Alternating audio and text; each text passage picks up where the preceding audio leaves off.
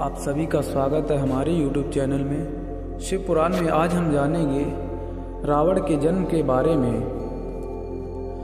जब श्री राम अयोध्या में राज्य करने लगे तब एक दिन समस्त ऋषि मुनि श्री रघुनाथ जी का अभिनंदन करने के लिए अयोध्यापुरी में आए।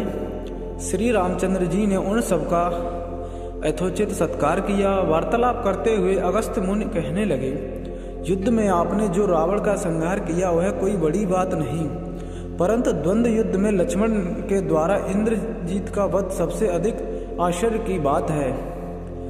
यह मायावी राक्षस युद्ध में सब प्राणियों के लिए अवध्य था। उनकी बात सुनकर रामचंद्र जी को बड़ा आश्चर्य हुआ।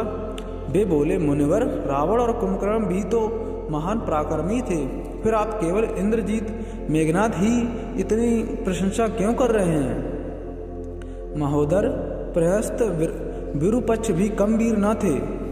इस पर अगस्त्य मुनि बोले, इस प्रश्न का उत्तर देने से पहले मैं तुम्हें रावण के जन्म, वर प्राप्ति आदि की विवरण सुनाता हूँ। ब्रह्मा जी के पुलस्त नामक पुत्र हुए थे, जो उन्हीं के समान तेजस्वी और गुणवान थे। एक बार वे महगिरी पर तपस्या करने गए। वह स्थान अत्यंत रमणीक था, इसलिए ऋषियों, नागों, राज ऋषियों आदि की कन्याएं वहां क्रीड़ा करने आ जाती थीं। इससे उनकी तपस्या में विघ्न पड़ता था।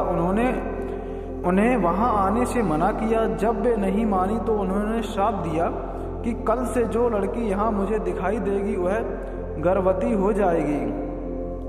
शेष सब कन्याओं ने तो वहां आना बंद कर दिया, परंतु राजश्री तृणबिंदु की कन्या शाप की बात से अनजान होने के कारण उस आश्रम में आ गई और महिष की दृष्टि पड़ते ही वह गर्भवती हो गई। जब तृणबिंदु को यह बात मालूम हुई तो उन्होंने अपने कन्या को पत्नी के रूप में महिष को अर्पित कर दिया। इस प्रकार विश्वा का जन्म हुआ, जो अपने पिता के समान वेदांत और धर्मात्मा हुआ।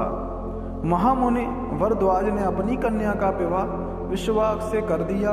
उनके विश्ववर्ग नामक पुत्र हुआ। वह भी धर्मात्मा और विद्वान था। उसने भारी तपस्या करके ब्रह्मा जी को प्रसन्न किया और यम, इंद्र तथा वरुण के सदृश लोकपाल का पद पाया। फिर उसने त्रिकूट पर्वत पर वसी लंका को अपना निवास स्थान बनाया और राक्षसों पर राज करने लगा। श्री राम ने आश्चर्य से पूछा, तो क्या कुबेर और रावण से भी पहले लंका में मांस मच्छी राक्षस रहते थे? फिर उनका पूर्वज कौन था? यह सुनने के लिए मुझे कौतूहल हो रहा है। तब अगस्त्य जी बोले, पूर्व काल में ब्रह्मा जी ने अनेक जल जंतु बनाए और उनसे समुद्र के जल की रक्षा करने के लिए कहा।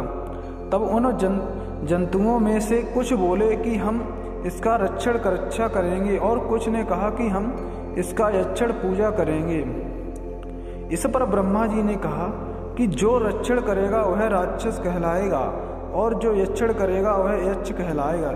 इस प्रकार वे दो जातियों में बट गए। राक्षसों में हेति और प्रेहित दो भाई थे। प्रेहित तपस्या करने चला गया, परंतु हेत ने भया से विवाह किया, जिससे उसके विदकेत नामक पुत्र उत्पन्न हुआ। विदकेत के सुकेश नामक पराक्रमी पुत्र हुआ। सुकेश के माल्यवान, सुमाली और माली नामक 3 पुत्र हुए। तीनों ने ब्रह्मा जी की तपस्या करके यह वरदान प्राप्त कर लिया कि हम लोगों का प्रेम अटूट हो और हमें कोई पराजित न कर सके। वर पाकर वे निर्मय हो गए और सुरों असुरों को सताने लगे। उन्होंने विश्वकर्मा से एक अत्यंत सुंदर नगर बनाने के लिए कहा। इस पर विश्वकर्मा ने उन्हें लंकापुरी का पता बताकर भेज दिया। वहां वे बड़े आनंद के साथ रहने लगे। माल्यवान में ब्रजमूढ़, विरूपक्ष, दुमर्ख, सप्तघन, यज्ञकोप, मंत और उन्मंत नामक 7 पुत्र हुए। शुमालु के प्रहत्र, अकपन्न, विकट, कालिका मुख, धूम्राष्ट्र, दंड, सुपार्श्व, संघित, प्रदर्श एवं भास्कर नाम के 10 पुत्र हुए। माली के अनिल, हर और समाप्ति नाम के 4 पुत्र हुए। ये सब बलवान और दृष्ट प्रकृति होने के कारण ऋषि मुनियों को कष्ट दिया करते थे। उनके कष्टों से दुखी होकर ऋषि मुनिगण जब भगवान विष्णु की शरण में गए तो उन्होंने आश्वासन दिया कि हे ऋषियों, मैं इन दुष्टों का अवश्य नाश करूंगा।